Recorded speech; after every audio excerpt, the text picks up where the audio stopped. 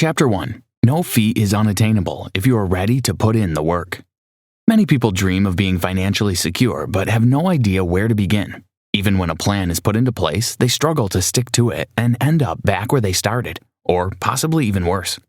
Nobody gets rich by simply dreaming. It requires hard work and focus. Money Master explains in clear terms how you can create a plan to give you cash with minimal effort. For some, they have poor saving and investing habits, while for others, it is their low income and family responsibilities that prevent them from investing. Whatever your situation, it helps to remember that something can be done about it. Ultimately, nothing lasts forever, and you can change your life. Money Master doesn't focus completely on how to make money and splash the cash throughout your days, but talks about creating the financial picture you need to have for the life that you've always wanted. Financial security isn't about being rich, it's about being in control of your money. For anyone who has thought about investing as passive income in the past but has been confused with the whole subject, this summary will inspire you to live your best life and amass wealth in the process. Chapter 2. Your definition of money determines how you handle it. Everyone needs money to survive daily. It is a widely accepted means of exchange. The problem is, even though we use money daily, we hardly ever talk about it. Parents do not educate their kids, spouses hardly disclose their financial information to each other, and everyone just stays away from having discussions about money. Money is necessary for our survival, and if we're going to live a happier life, we need to be ready to have open conversations about it. There is no shame in discussing money. You're only opening yourself to more opportunities. In Robbins' opinion, having the right attitude toward money can be life-changing. As important as money is for your goals, it also has the power to start conflicts and misunderstandings. If you want to successfully go on your journey to financial freedom, be ready to have open conversations and be willing to control your finances carefully. Money is a good servant, but can be a dangerous master. Sir Francis Bacon. The first step to gaining financial freedom is to work out what money means to you. If money is just a means of exchange for you, you might not value it as much as someone who sees it as a key to happiness. Research shows that about 77% of Americans have money problems, but conversely, around 40% of Americans have an investment plan in place. It means that some people are actually making the right decisions and gathering nest eggs for themselves. Investor and billionaire Ray Dalio explains that you can gain more knowledge about money by accepting your weaknesses and learning little things every day. The successful people you see today didn't stumble on their fortune by luck. They put in the work. Chapter 3. To create sustainable wealth, you need a surefire plan. Having a plan that secures your income for the rest of your days gives you peace of mind and encourages you to explore the things you dream of. It's more important than ever before to think about the long term because our expected lifespans are increasing all the time. Research shows that with married couples, there is now a 50% chance that one partner will live to the age of 92. When you live longer, you need to create more wealth to cover your years. The key to generating wealth so that you are not working when you're 92 is to create passive income. This means you're creating a method of income that runs itself, or with very minimal input from you. Investment is the ideal way to create a passive income method for yourself. When you invest, you're allocating money to a venture with the hopes of getting a profit after a specific amount of time. However, in order to understand and master investments, or any subject at all, there are 3 things to bear in mind. These are the 3 levels that allow you to master any subject at all, investments included. An understanding of the subject or idea, also known as cognitive understanding. An emotional reaction or pull toward the subject, known as emotional mastery. Doing something about it, known as physical mastery. When you have a cognitive understanding of a subject matter, it means you've done some research and are curious. Curiosity is a good thing to have because it means you'll keep digging for answers. The second level, emotional mastery, is the pull you have toward the subject. If you have no emotional attachment, you won't care if it doesn't work out. If you do not care, you are not likely to do the required work. For anything to work, you need to do something about it. Wealth will not magically come to you. You need to work for it. You need all 3 levels to achieve financial freedom, but repetition is the key. By repeating your actions over and over, you'll learn more and you'll increase your chances of success. Chapter 4. The journey to financial freedom begins when you take the first step. If you do not take the first step, you'll always wonder what could have been. First, you need to determine an amount you can save regularly from your paycheck. This money you're saving can also be called your freedom fund because it is going to lead to your financial success. It is better to even automate this process so you're not tempted to touch the money. Consider Theodore Johnson, who worked for UPS in 1924. He didn't have the highest paying job, but he was able to save 20% of his salary every month. After a while, he invested in stocks. By the time he was 90 years old, he had made more than $70 million. The key is consistency. No matter where you start, you can amass wealth over time. Time is an essential part of investing. If you are not patient, you run the risk of falling for scams. When you save or invest over time, you gain compound interest. This interest is the profit that you gain on your investments and savings. And the more you put in, the more it increases. This is how your money works for you without you lifting a finger. Sounds like magic? No, it isn't. Chapter 5. If you do not believe in the efficacy of your financial journey, nobody will. If you want your investment and savings plan to actually work, and if you want to reach the pinnacle of your own financial freedom, you need to actually believe it's going to work.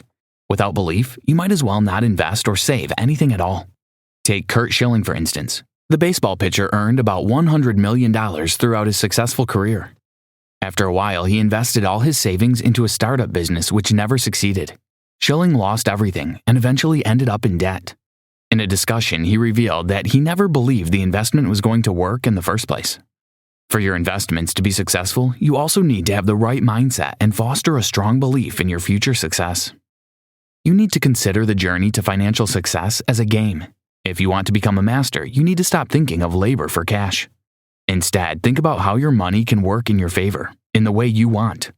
With the right mindset, you can do almost anything. If you keep thinking small, you're only limiting yourself. As you apply the right mindset, you also need to do so with knowledge and care. Read important books, gain knowledge, and know the rules. Look for all the potential traps and only invest in verified businesses. Learn the rules of the game you're playing and then make sure you play better than anyone else. Albert Einstein.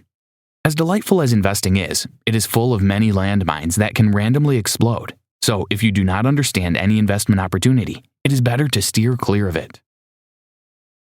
Chapter 6. It is important to note that not everyone has your best interests at heart. Frauds exist. There are many stockbrokers, a professional who buys and shares stocks on behalf of others these days. They try to convince you to invest with them and entice you with mouth-watering deals. The truth is that brokers are running a business and are trying to make a profit for themselves. Whether your stocks make a profit or not, they get their commission. If an investment seems too good to be true, it is most likely too good to be true. Avoid it. If someone tries to convince you to invest a huge amount of funds in a venture you are not sure about, do not hesitate to decline. With the internet now, things are easier to do. You can do your research and even use trusted investment apps. As you invest, your aim should be to achieve critical mass. This refers to a safe investment that can cover your daily expenses, retirement, and other needs. To achieve this, you go through 3 phases: accumulation, the view from the top, and decumulation. The accumulation phase is when you're putting a little cash aside from your salary every month, accumulating enough to invest. You're then investing smartly and wisely in the right areas, listening to advice from those who you can trust. After that, you hit your peak, the view from the top.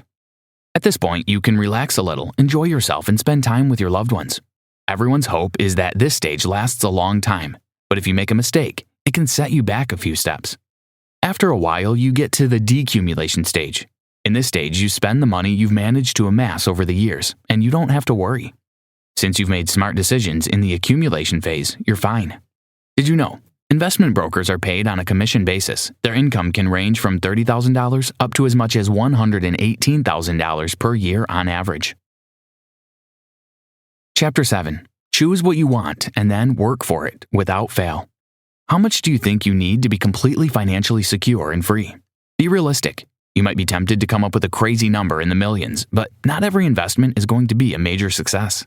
For you to be happy, you need to come up with a number that suits you and your needs, and then you need to make it achievable.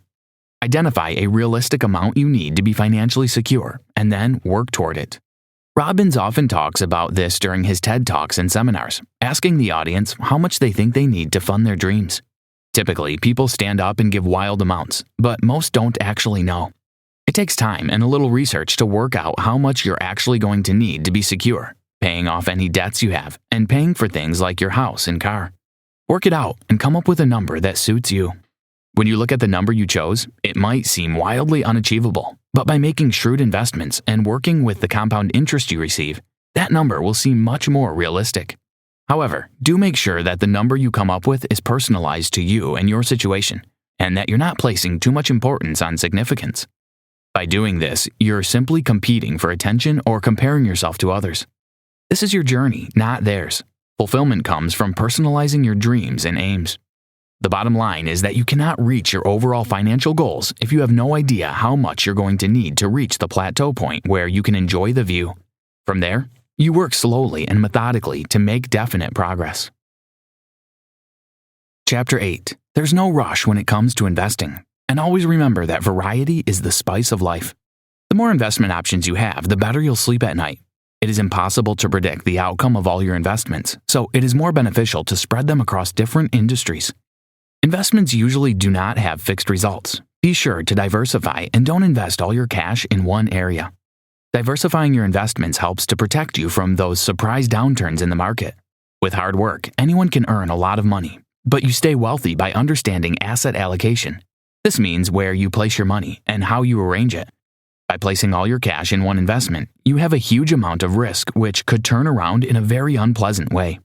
David Swensen, an expert investor, explains that there are 3 most important elements for successful investing.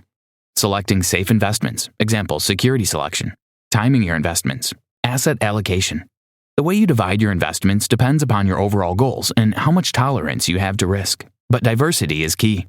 Also, it doesn't hurt to seek financial help from an expert before choosing to invest in any asset class. Chapter 9. The goal of all your investments should be financial security. To give you the comfort blanket of a steady income for the rest of your days, you need to invest in a way that limits the number of losses you might suffer, but also increase the gains you will receive. This can be difficult because nobody knows what is going to happen in life. Our experiences change us and shape the way we see the world and the way we make decisions. For instance, if you were born during the Great Depression, you would have lived through a hard time financially and economically.